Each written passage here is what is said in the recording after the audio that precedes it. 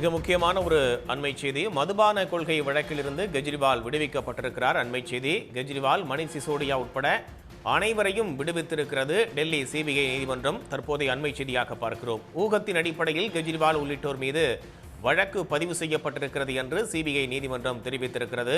மதுபான கொள்கையில் முறைகேடு என்ற குற்றச்சாட்டுக்கு முகாந்திரமே இல்லை என்றும் சிபிஐ நீதிமன்றம் தெரிவித்திருக்கிறது. மதுபான கொள்கை வழக்கிலிருந்து டெல்லி முன்னாள் முதலமைச்சர் கெஜ்ரிவாலை விடுவித்திருக்கிறது சிபிஐ நீதிமன்றம். கெஜ்ரிவால், மணீஷ் சிசோடியா உட்பட அனைவரையும் விடுவித்து டெல்லி சிபிஐ நீதிமன்றம் தற்போது உத்தரவு பிறப்பித்திருக்கிறது. மதுபான கொள்கையில் முறைகேடு என்ற குற்றச்சாட்டுக்கு முகாந்திரமே இல்லை என்றும் கூறப்பட்டிருக்கிறது. ஊகத்தின் அடிப்படையில் கெஜ்ரிவால் உள்ளிட்டோர் மீது வழக்கு பதிவு செய்யப்பட்டிருப்பதாகவும் நீதிமன்றம் தெரிவித்திருக்கிறது. 23 பேர் மீதும் குற்றச்சாட்டே பதிய முடியாது என்றும் நீதிபதி ஜிதேந்தர் சிங் தெரிவித்திருக்கிறார். நம்மோடு பத்திரிகையாளர் அரவிந்த் குணசேகரன் தொலைபேசி வாயிலாக இணைந்திருக்கிறார். வணக்கம் சார். கெஜ்ரிவால் விடுவிக்கப்பட்டிருக்கிறார் மதுபான கொள்கை வழக்கிலிருந்து. உங்களுடைய முதற்கட்ட பார்வை சார்.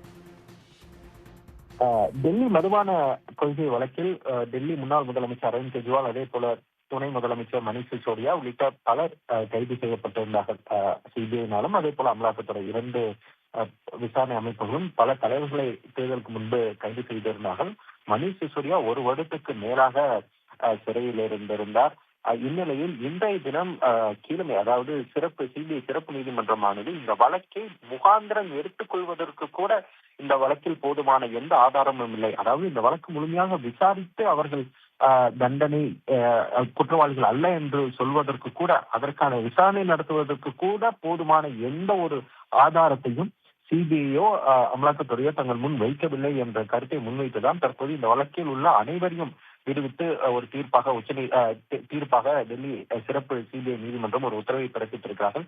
கெஜ்ரிவால், அதே போல மணீஷ் சிசோடியா உள்ளிட்ட தலைவர்கள் குற்றம் புரிந்ததற்கான எந்த ஆதாரமும் இல்லை. அதாவது இந்த மதுபான கொள்கையை மாற்றி அமைத்ததில் பின்னால் எந்த ஒரு சதிச்செயலோ அல்லது குற்றம் புரிவதற்கான எந்த ஒரு ஆதாரத்தையும் சிபிஐ தற்போது வரை தங்கள் முன்னால் வைக்கவில்லை. எனவே எந்த ஒரு ஆதாரமும் இல்லாத பட்சத்தில் அவர்களுக்கு எதிராக இந்த வழக்கை தொடர்ந்து நடத்த முடியாது என கூறிதான் தற்போது இந்த வழக்கில் குற்றம் சாட்டப்பட்டவர்களை விடுவித்து இன்றைய தினம் டெல்லி சிறப்பு சிபிஐ நீதிமன்றம் உத்தரவாக பிறப்பித்திருக்கிறது.